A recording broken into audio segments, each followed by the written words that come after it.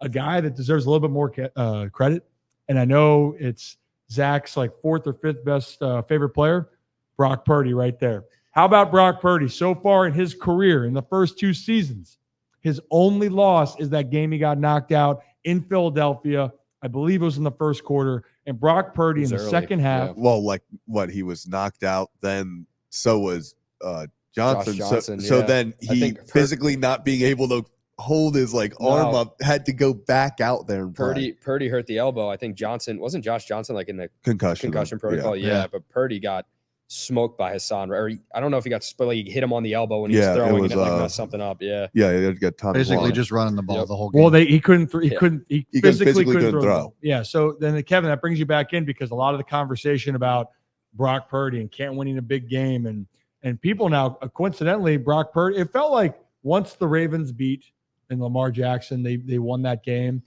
Everyone, the Brock Purdy haters, Zach Bollinger in particular here, was saying then that no longer was Brock Purdy deserving of being the MVP. But guess what?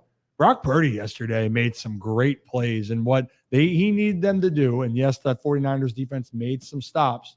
That offense put up 27 points in the second half, and now Brock Purdy and the San Francisco 49ers are going to be playing for a chance at a Super Bowl. And again, Brock Purdy then would join an elite group in their second season to win a Super Bowl. The last one doing so, I believe, was Russell Wilson. And before that was Ben Roethlisberger with the Pittsburgh Steelers.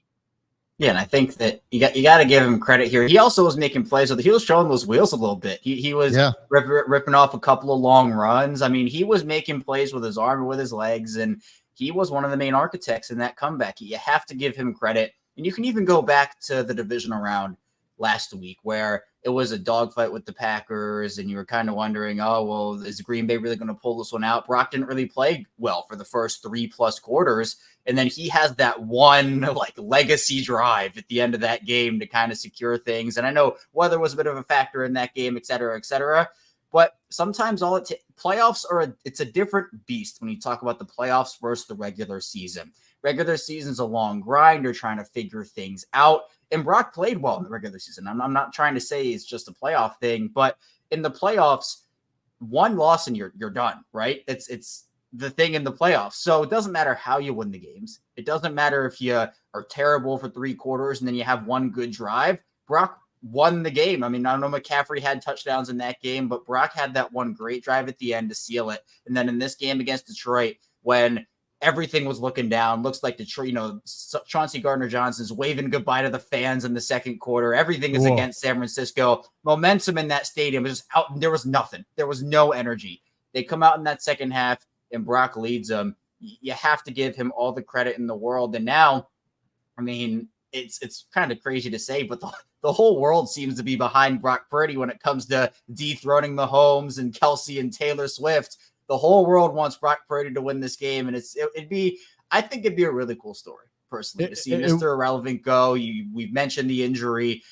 The storyline for Brock and them winning it would be really cool to me.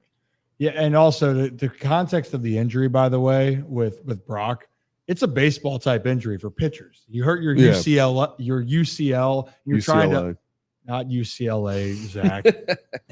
Good kid though. But to the point of it being, that's a really frustrating and tough injury, especially when your job as a quarterback, just like your job as a pitcher, is to throw the ball and to be effective and to be able to bounce back and then have the confidence to do it. And plus knowing that in a instant, and I'm not saying the Niners were committed to Brock Purdy, right?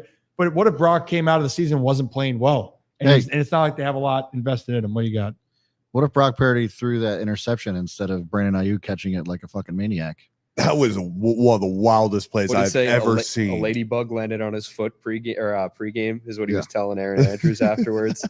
He's like, that was obviously the sign of good luck. So that's kind of crazy. He had all. I mean, that catch was wild. Unreal. And sometimes you need luck on your side, and man, was it on his side right there. We've seen so much of this in the playoffs too, like playoffs, a Super Bowl, bounces off of the defender's face and he catches the ball. This is I don't know, just feel like the Lamar play that we saw as well with him catching his own pass. And by the way, it was actually pretty funny with Brandon Ayuk's reaction to SportsCenter's top 10 this morning. Did you guys see that? So this specific play was SportsCenter's top 2 play. And Lamar Jackson catching his own ball was number 1, and Brandon Ayuk had words about it.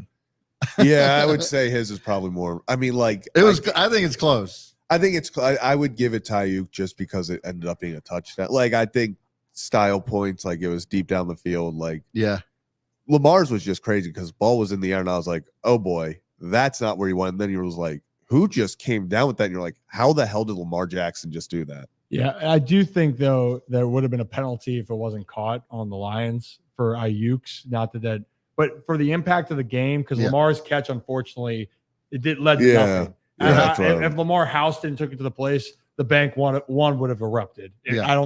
I think my eardrums would have exploded because that would have been the loudest in the history of M&T Bank Stadium, but it didn't happen. Ayuk makes the play, but the beauty with Brock Purdy, though, he kept making plays, whether it was through the air or with his legs, and they found a way. The Niners defense is more vulnerable than people thought they would. And look, the Lions played a good game. They were well deserving to be in that NFC Championship game, but it really was the Lions, maybe their aggressiveness. The Niners made the right plays on defense, but Brock Purdy in the offense, with a little bit of luck, was able to close it out, and they're the team that's going to go to the Super Bowl, and they got a tough task facing the Kansas City Chiefs.